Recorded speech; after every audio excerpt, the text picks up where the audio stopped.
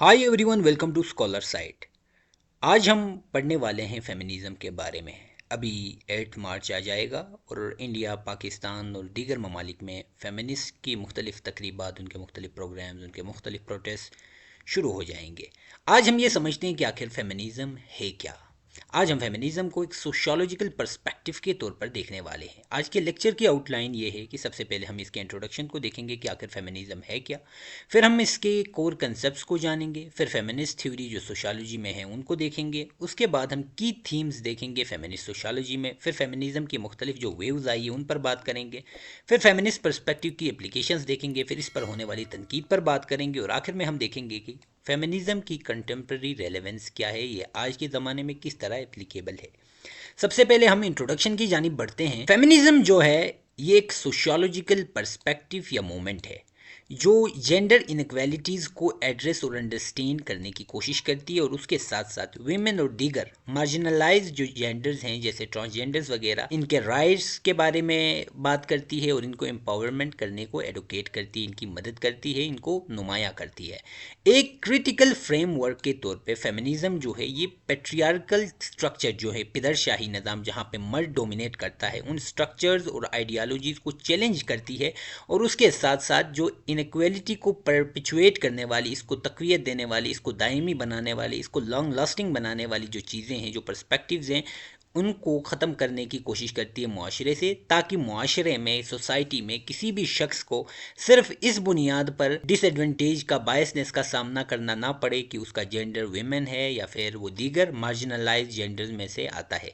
यानी बुनियादी तौर पर जो फेमिनिज़म है ये एक ऐसा सोशियोलॉजिकल पर्सपेक्टिव या मूवमेंट है जो जेंडर इनक्वालिटीज़ को अंडरस्टैंड और एड्रेस करने की कोशिश करती है, ताकि मुआशरे में, सोसाइटी में किसी भी शख्स को सिर्फ इस बुनियाद पर बायसनेस का या डिसएडवांटेज का सामना करना ना पड़े कि उसका जेंडर मर्द, औरत या दीगर मार्जिनलाइज जेंडर में से कोई है। यानी ये बुनियादी तौर पे सोसाइटी में जेंडर बेस्ड इक्वलिटी को एडवोकेट करने की कोशिश करती है। इसके कोर कंसेप्ट्स की बात करें तो सबसे पहले हमारे पास जेंडर इनइक्वालिटी आ जाती है।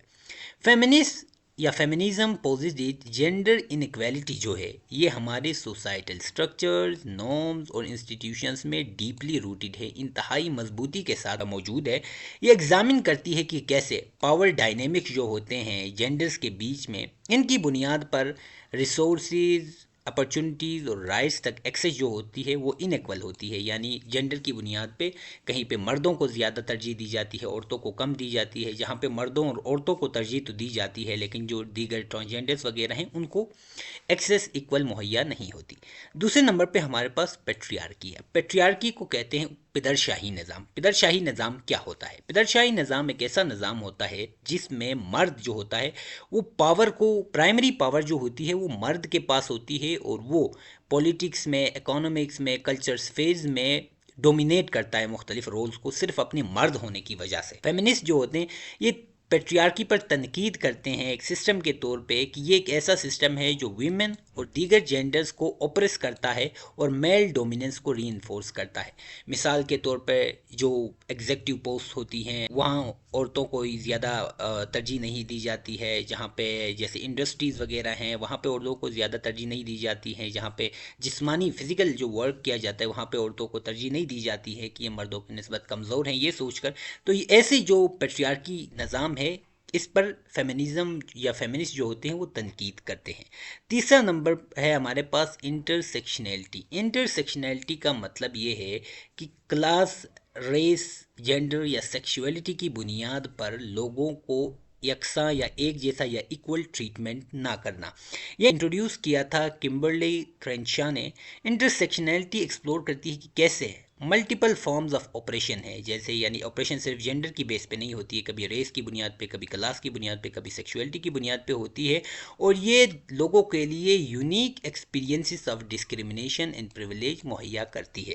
चौथा नंबर हमारे पास है social construction of gender. Feminism emphasises that gender is a socially constructed, यानी आपका जो जेंडर है ये एक सोशली कंस्ट्रक्टेड कंसेप्ट है, ये एक बायोलॉजिकल डिटर्मिनेंट नहीं है। बायो में ये नहीं है कि मर्द औरत से ज़्यादा मजबूत है या मर्द औरत से ज़्यादा काम कर सकता है या मर्द औरत से ज़्यादा ज़हीन है, ये एक सोशली कंस्ट्रक्टेड है। लोगों ने सोशली एक नॉर्म या वैल्यूज़ की शक्ल में ये चीज़ें अडॉप्ट की हैं। इनका बायोलॉजिकल एस्पेक्ट के साथ कोई ताल्लुक नहीं है।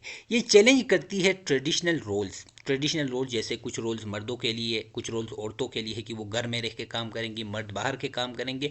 ऐसे जो ट्रेडिशनल रोल्स हैं इनको चैलेंज करती है, इन स्टीरियोटाइप्स को चैलेंज करती है, इनको कन्फाइन करती है कि individuals to predefined gender behaviours and expectations, यानी कि कोई भी इंडिविजुअल पहले से ये डिफाइन नहीं कर सकता कि ये जेंडर ये काम करेगा, ये जेंडर ये काम करेगा, और ऐसी एक्सपेक्टेशंस नहीं रख सकता। ये कोई बायोलॉजिकली डिटरमिन्ड कोई चीज़ नहीं है, बल्कि ये हमारी सोसाइटी ने खुद से एक वहमा या खुद से एक कंसेप्ट पाला हुआ है। अब हम फेमिनिस्ट थ्योरीज इन सोशियोलॉजी की बात करें तो सबसे पहले हमारे पास आती है लिबरल फेमिनिज्म।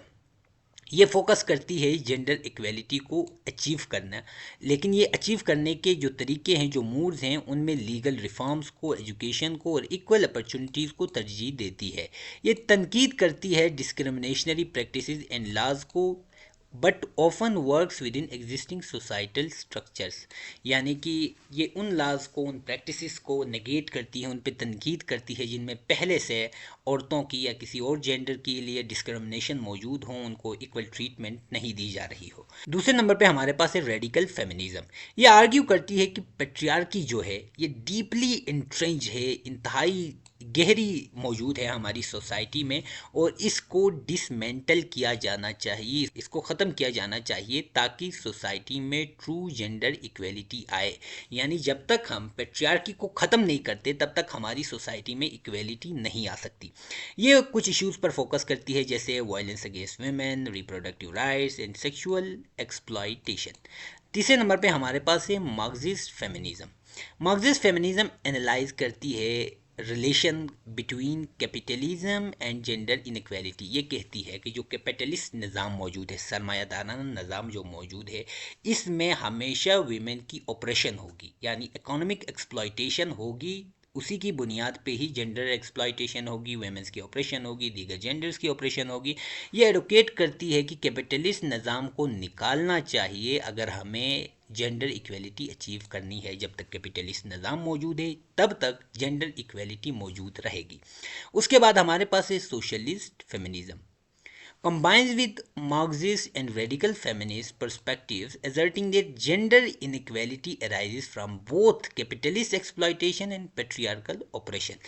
यानी सोशलिस्ट फेमिनिज्म का कहना है कि जो औरतों के खिलाफ ऑपरेशन मौजूद है या जेंडर बेस्ड इनइक्वालिटी है, इसके पीछे दो वजूहात है। सबसे पहले तो कैपिटलिस्ट एक्सप्लॉयटेशन है। कैपिटलिस्ट जो निज़ाम है ये औरत को गुलाम बना के रखना चाह रहा है, और उसके साथ साथ जो पेट्रियार्कल ऑपरेशन है, जो मर्द का तसल्लुत है, ये दो चीज़ें ऐसी हैं जिनकी वजह से औरतों और दीगर जेंडर्स को ऑपरेशन का सामना करना पड़ता है।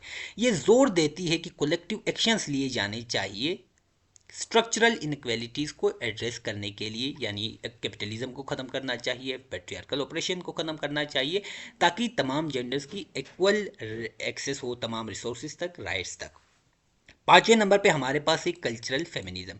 ये हाईलाइट करती है traditionally feminine traits and contributions को, और आर्ग्यू करती है कि एक सोसाइटी जो है हमारी, या सोसाइटल वैल्यू जो है, ये री एवेल्यूएशन की ज़रूरत है, ताकि जो प्रिविलेज मस्कुलिनिटी और फेमिनिटी है, मर्दों को औरतों पे ज़्यादा तरजीह दी जाती है, इसको ख़त्म किया जाना चाहिए। इसके लिए हमें अपनी सोसाइटी को, अपनी सोसाइटल नॉर्म्स को, कल्चर को, तमाम चीज़ों को दोबारा री एवेल्यूएट करने की ज़रूरत है, ताकि हम सोसाइटी में इक्वलिटी को ला सकें। छठे नंबर पर हमारे पास है post modern feminism.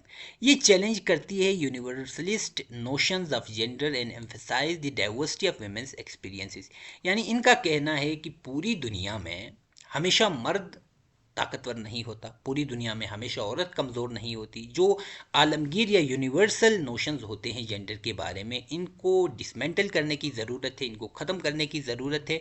It डीकॉन्स्ट्रक्ट्स establish norms, यानी पुरानी जो नॉर्म्स हैं उनको ख़त्म करना चाहती है, और ये फोकस करती है इंडिविजुअल सब्जेक्टिविटीज़ एंड कल्चरल डिस्कोर्सेस। अपने कल्चर के हिसाब से इनको रीएवेल्युएट करना, पुरानी चीज़ों को, पुरानी नॉर्म्स को जो इनइक्वालिटी की बुनियाद पर हैं उनको ख़त्म करने पर जोर देती है। उसके बाद की थीम्स की बात करें तो सबसे पहले है work and economy. Feminist sociologist examine the gender pay gap occupational segregation and unpaid domestic labour. जैसे दुनिया में कई जगहों पे ये होता है कि मर्दों को ज़्यादा तनख्वाहें, औरतों को कम तनख्वाहें दी जाती हैं। तो ये जो पे गैप्स हैं, ऑक्यूपेशनल सेग्रीगेशन है या फिर डोमेस्टिक लेबर है, इनको ख़त्म करने पे जोर देती है, वर्क एंड इकोनॉमी को बेहतर बनाने की तरफ तवज्जो देती है।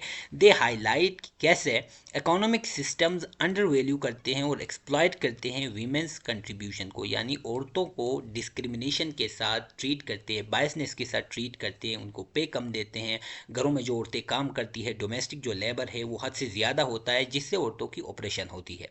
दूसरे नंबर पे है family and domestic life. Feminism critics, ये तनकीद करती है ट्रेडिशनल फैमिली स्ट्रक्चर पर। अब हमारा ट्रेडिशनल फैमिली स्ट्रक्चर पाकिस्तान और इंडिया में देखें तो जो हाउस वाइफ्स होती है वो घरों के सारे काम करती हैं और मर्द जो बाहर के काम वगैरह होता है वो करता है, और औरतों को हमेशा घर के अंदर के काम सौंपने की कोशिश की जाती है, चार दीवारी के अंदर के काम। तो ये उस पर तनकीद करती है जो ट्रेडिशनल फैमिली स्ट्रक्चर है, जिसमें हमेशा unequal power relation and gender roles को इन्फोर्स किया जाता है।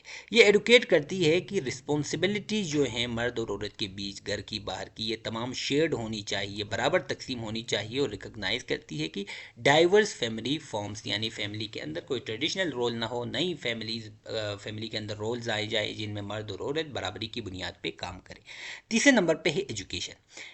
फेमिनिज्म का कहना है कि हमारे जो एजुकेशनल इंस्टीट्यूशंस हैं ये जेंडर स्टीरियोटाइप्स को परपेचुएट करते हैं, उनको मजबूत करते हैं, उनको प्रोग्रेस देते हैं अपने कुरिकुलम के ज़रिए, टीचर एक्सपेक्टेशंस के ज़रिए, रिसोर्सेज एलोकेशन के ज़रिए। यानी हमारा तालीमी निज़ाम ही ऐसा है कि हमारे बच्चे स्कूलों में यही पढ़ते हैं कि औरत यह है कमज़ोर चीज़ है, वो घर के काम करे, मर्द मजबूत है वो बाहर के काम करे, मुशक्क़त वाले काम करे, और ये हमारा तालीमी निज़ाम इसको फ़रोग़ देता है। ये एडुकेट करते हैं कि इंक्लूसिव और इक्विटेबल एजुकेशन हो, जिसमें जेंडर बेस्ड कोई चीज़, डिस्क्रिमिनेशन के बारे में कोई चीज़ शामिल ना हो। चौथे नंबर पे मीडिया एंड कल्चर। फेमिनिस्ट जो हैं ये तनकीद करते हैं कि मीडिया औरत को हमेशा कमज़ोर बना के रिप्रेजेंट करता है, which often reinforces stereotypes, objectification and unrealistic beauty standards. यानी आप इश्तहारात में देखो तो औरत को एक ऑब्जेक्टिव नज़र से पेश किया जाता है कि औरत हमेशा खूबसूरत होगी और ये नाजुक सी होगी, कमज़ोर होगी। तो इसकी वजह से मुआशरे में औरतों के अंदर यही एहसास पैदा होता है कि वो एहसास कमतरी का शिकार हो जाती है, खुद को वो हमेशा खूबसूरत बनाने के लिए जो इश्तहारात में क्रीम्स पे खूबसूरत औरतें दिखाई जाती हैं उन जैसा बनने के लिए वही प्रोडक्ट्स इस्तेमाल करने की कोशिश करती है, और अनरियलिस्टिक ब्यूटी स्टैंडर्ड्स को मीडिया फ़रोग़ देता है। इनका कहना है कि डाइवर्स और एम्पावरिंग पोर्ट्रेयल्स ऑफ जेंडर होने चाहिए। पाँचवें नंबर पे हमारे पास है violence and operation. Feminism addresses issues of domestic violence, जो घरों में औरतों पे तशद्दुद होता है, सेक्सुअल हैरेसमेंट होती है औरतों की मुख्तलिफ जगहों पे, और सिस्टमेटिक वायलेंस जो होती है वीमेन के अगेंस्ट और मार्जिनलाइज जेंडर्स के अगेंस्ट, उस पर ये तनकीद करती है, कहती है कि इनको हल करने की ज़रूरत है, जेंडर बेस्ड डिस्क्रिमिनेशन को ख़त्म करने की ज़रूरत है। ये अवेयरनेस रेज करने की कोशिश करती है and push for legal and cultural changes to ensure safety and justice. इनका कहना है कि ऐसे कानून बनाए जाने चाहिए, ऐसी पुरानी कल्चरल चीज़ों को ख़त्म करके नई चीज़ें लानी चाहिए, जिसकी वजह से सोसाइटी में वीमेन और दीगर मार्जिनलाइज जेंडर्स के अगेंस्ट डिस्क्रिमिनेशन मौजूद है। अब हम फेमिनिज्म की वेव्स पर बात करें तो फेमिनिज्म की कुछ लोग कहते हैं 3 वेव्स आई हैं, कुछ लोग कहते हैं 4 वेव्स आई हैं और अभी चौथी वेव चल रही है। अगर हम फेमिनिज्म की पहली वेव की बात करें तो ये 19th सेंचुरी से लेके अर्ली 20th सेंचुरी तक थी। इसका फोकस था legal and political equality, particularly women's suffrage, औरतों को वोट देने का हक जो था, इसके हवाले से इस जो फर्स्ट वेव थी फेमिनिज्म की इसने काम किया। अब इसकी की अचीवमेंट्स ये हैं कि कुछ ममालिक में औरतों को राइट टू वोट मिला, प्रॉपर्टी राइट्स मिले और एक्सेस टू एजुकेशन मिली। उसके बाद सेकंड वेव की बात करें तो इसका फोकस था social, cultural and economic equality including reproductive rights थे, workplace equality and addressing domestic violence. यानी इसका बुनियादी मकसद ये था कि ख़वातीन को रिप्रोडक्टिव राइट्स मिले, वर्क प्लेस पे उन्हें किसी डिस्क्रिमिनेशन का सामना करना ना पड़े और डोमेस्टिक वायलेंस कम से कम हो बल्कि ख़त्म ही हो जाए। और इसकी की अचीवमेंट्स ये थी कि लीगल रिफॉर्म्स आ गई, लाइक इक्वल पे एक्ट आ गया एंड एक्सेस टू कॉन्ट्रासेप्शन, यानी कि जो उनकी तनख्वाहें थी उनको बराबर करने के लिए वर्क प्लेस पे उनकी जो इस्तेहसाल होता था, एक्सप्लॉयटेशन होती थी, उसको ख़त्म करने की कोशिशें की गई। अब इसकी थर्ड वेव की बात करें तो थर्ड वेव जो 1990 से लेकर अर्ली 2000 तक चल रही थी, इसका फोकस था diversity and intersectionality, challenging essentialist views of gender and feminism. यानी ये बुनियादी तौर पे मुख्तलिफ सेक्स, जेंडर, कास्ट वगैरह की बुनियाद पे जो डिस्क्रिमिनेशन या ऑपरेशन होती थी उसको ख़त्म करने की इसने कोशिश की। अब इसमें LGBTQ इशूज़ को हल करने की कोशिश की गई, उनको राइट्स दिए गए। इसमें मुख्तलिफ रेसिस को, पहले तो सिर्फ मर्द और औरत थे, ट्रांसजेंडर्स हो गए, उसके साथ ट्रांसजेंडर्स में दीगर जो LGBTQ की दीगर चीज़ें शामिल हैं उन सबको यानी कि लीगल राइट्स मुहैया किए गए। उसके बाद जो फोर्थ वेव है जो 2010 से लेकर अभी तक चल रही है, इसका फोकस है digital activism, addressing sexual harassment, violence and gender norms. इसी की वजह से जो मी टू मुहिम चली थी गुज़श्ता सालों में जो चली है, मुख्तलिफ वर्क प्लेसेस पे चली है, इंडस्ट्रीज़ पे चली है, तो इसके पीछे भी जो फोर्थ वेव है इसका हाथ है me too, body positivity and combating online misogyny वगैरह। फेमिनिज्म की हर वेव आई है, इसने प्रीवियस वन के ऊपर ही कदम रखा, यानी ये सीढ़ी की तरह है, पहले थोड़ी तरक्की, फिर उससे ज़्यादा तरक्की, फिर उससे ज़्यादा तरक्की, और आहिस्ता आहिस्ता इन्होंने वीमेन ऑपरेशन या डिस्क्रिमिनेशन या दीगर जेंडर्स के साथ जो ऑपरेशन और डिस्क्रिमिनेशन हो रही थी उसको कम से कम करने की कोशिश की है। अब हम फेमिनिज्म या फेमिनिस्ट पर्सपेक्टिव्स की एप्लीकेशन की बात करें तो सबसे पहले हमारे पास आता है पॉलिसी एडवोकेसी। फेमिनिस्ट एडवोकेट करते हैं for gender sensitive policies and addressing issues such as maternity leave, equal pay, reproductive rights and domestic violence. यानी इनका कहना है, फेमिनिज्म का कहना है कि हमारे पर्सपेक्टिव को इस्तेमाल करते हुए आप सबसे पहले डोमेस्टिक वायलेंस को ख़त्म करें, औरतों के लिए काम की जगहों पे जो मुख्तलिफ मसाइल है, मैटरनिटी लीव वगैरह उन्हें नहीं मिलती है वो देनी चाहिए, इक्वल पे होनी चाहिए उनके काम के एतबार से, उनको रिप्रोडक्टिव राइट्स मिलने चाहिए। दूसरे नंबर पे research and scholarship. Feminist sociologist focus on amplifying marginalised voices and addressing biases in the traditional research methods. यानी जो ट्रेडिशनल रिसर्च मेथड्स हैं उनमें जो ख़वातीन पर होने वाली या दीगर जेंडर्स पर होने वाले डिस्क्रिमिनेशन है उनको एम्पलीफाई करना चाहिए, उन पर फोकस करना चाहिए और क्वालिटेटिव मेथड्स को प्रायोरिटाइज करना चाहिए, ताकि हर जो जेंडर जो एक्सपीरियंसेस करती हैं उन तक आसानी से एक्सेस हो सके, उनको समझा जा सके। तीसरे नंबर पे हमारे पास है एक्टिविज्म एंड मूवमेंट्स। फेमिनिज्म है इंस्पायर्ड मूवमेंट्स, इसने कई मूवमेंट्स को जन्म दिया है फेमिनिज्म ने, जैसे सफरेज, औरतों को जो उनके राइट्स थे वोट डालने का राइट था वो मिल गया, फिर रिप्रोडक्टिव राइट्स कैंपेन्स चली मुख्तलिफ ममालिक में, फिर मी टू जिसमें कई वर्क प्लेस पे इस्तेसाल होने के खिलाफ चलाई गई, which aims to challenge systematic oppression थी उसको ख़त्म करने की, उसको चैलेंज करने की इन मुहिमात ने, इन कैंपेन्स ने कोशिश की। अब इस पर होने वाली तनकीद की बात करें तो सबसे पहले इसेंशियलिज्म है। Critics argue that some feminist theories overgeneralise women's experiences ignoring diversity and intersectionality. यानी इस पे सबसे पहली तनकीद ये की जाती है कि भाई दुनिया में तमाम सोसाइटीज़ में औरत को सप्रेस या ऑपरेशन का सामना करना नहीं पड़ता है, वहाँ हर सोसाइटी में डिस्क्रिमिनेशन नहीं होती है। फेमिनिस्ट का कहना है कि नहीं, पूरी दुनिया की तमाम ख़वातीन के साथ यकसा एक किस्म की डिस्क्रिमिनेशन होती है और ये डाइवर्सिफाई नहीं करती है कि औरतों को मुख्तलिफ सोसाइटीज़ में मुख्तलिफ चीज़ें एक्सपीरियंसेस करनी पड़ती है, बल्कि ये एक यूनिवर्सल प्रिंसिपल लागू करने की कोशिश करती है। नंबर 2, एक्सक्लूजन ऑफ मैन, यानी मर्दों को बिल्कुल नज़रअंदाज करना, रद्द करना।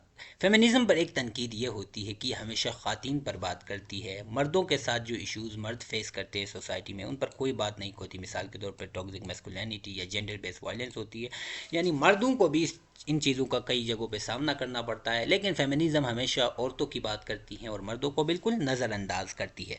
तीसरे नंबर पे focus on the west. Feminism is often critic for being predominantly western centric, यानी फेमिनिज्म का इस पर एक जो तनकीद होती है ये है कि हमेशा वेस्टर्न कल्चर के एतबार से, वेस्टर्न सोसाइटीज़ के एतबार से पूरी दुनिया में औरतों को देखती है। हालांकि जो ईस्ट है, मशरिक है, पाकिस्तान, इंडिया या बांग्लादेश वगैरह, यहाँ की ख़वातीन को बिल्कुल अलग किस्म की ऑपरेशन और डिस्क्रिमिनेशन का सामना करना पड़ता है। लेकिन जो वेस्ट की ख़वातीन हैं, जो फेमिनिस्ट जो हैं, वो हमेशा अपनी सोसाइटी, अपने कल्चर के हिसाब से पूरी दुनिया को जज करने की कोशिश करती हैं और unique struggles of women in non western countries को ओवरलुक करने की, नज़रअंदाज करने की कोशिश करती हैं।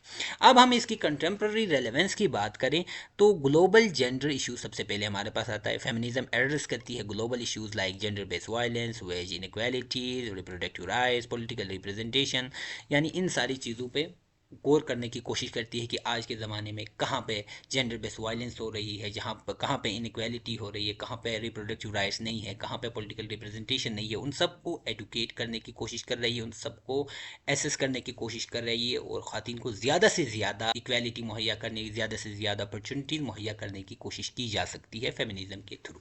नंबर 2 है इंटरसेक्शनैलिटी। अब ये सिर्फ ख़वातीन की बात नहीं है, यह सिर्फ जेंडर की बुनियाद पर ऐसा नहीं होता है, बल्कि कई ममालिक में ये कास्ट की बुनियाद पे होता है, रेस की बुनियाद पे होता है, कलर की बुनियाद पे होता है, क्रीड की बुनियाद पे होता है, रिलीजन की बुनियाद पे किया जाता है। तो इन सारी जितनी भी डिस्क्रिमिनेशन है, मॉडर्न फेमिनिज्म जो है ये एम्फेसाइज करती है कि इंटरसेक्शनैलिटी को रिकॉग्नाइज किया जाए सबसे पहले, और उसके बाद इसको ख़त्म करने की मुख्तलिफ ऑपरेशन जो होते हैं इसकी बुनियाद पर उनको ख़त्म करने की कोशिश की जानी चाहिए, और हम ऐसा कर सकते हैं। Number 3, culture and digital feminism. The rise of social media has given birth to digital feminism which use platform for education and global solidarity. आज के ज़माने में सोशल मीडिया को हद से ज़्यादा इस्तेमाल किया जाता है। जो बात आप आम किसी मजमे में नहीं कह सकते वो आप सोशल मीडिया पे कह सकते हैं, और इसी की बुनियाद पे आप अपने फेमिनिस्ट पर्सपेक्टिव्स को फर्दर फोस्टर करने के लिए, फर्दर प्रोग्रेस देने के लिए ये सोशल मीडिया को इस्तेमाल करते हैं। अब हम कंक्लूजन की तरफ आएँ तो फेमिनिज्म जो है ये एक ऐसा सोशोलॉजिकल पर्सपेक्टिव है जो ऑफर करता है invaluable insight into the structure and dynamics of gender inequality. Its various streams provide comprehensive tools to analyze and challenge patriarchal system while advocating for social justice। ये हमें एक डीप और comprehensive insight मुहैया करता है जिसके ज़रिए हम सोसाइटी के अंदर जेंडर बेस्ड डिस्क्रिमिनेशन को समझने की कोशिश करते हैं। फेमिनिज़म ने हमें ये शऊर दिया है कि हम अपनी सोसाइटी में ख़वातीन और दीगर जेंडर्स को जो मुख्तलिफ़ किस्म के मसाइल का, ऑपरेशन का, इस्तेसाल का, डिस्क्रिमिनेशन का सामना करना पड़ता है, उसको हम समझ सकें और उसको बेहतर तरीके से ख़त्म करने की कोशिश कर सकें। ये सोसाइटी से पिदरशाही यानी पैट्रियार्कल सिस्टम्स को ख़त्म करने, पुराने जो स्टीरियोटाइप्स है ख़वातीन के मुतालिक उनको ख़त्म करने में हमारी मदद देता है। दोस्तों, अगर ये लेक्चर आपको पसंद आए तो ऐसे ही मज़ीद लेक्चर्स के लिए हमारा चैनल सब्सक्राइब करें और बेल आइकन पर क्लिक करें। बहुत शुक्रिया।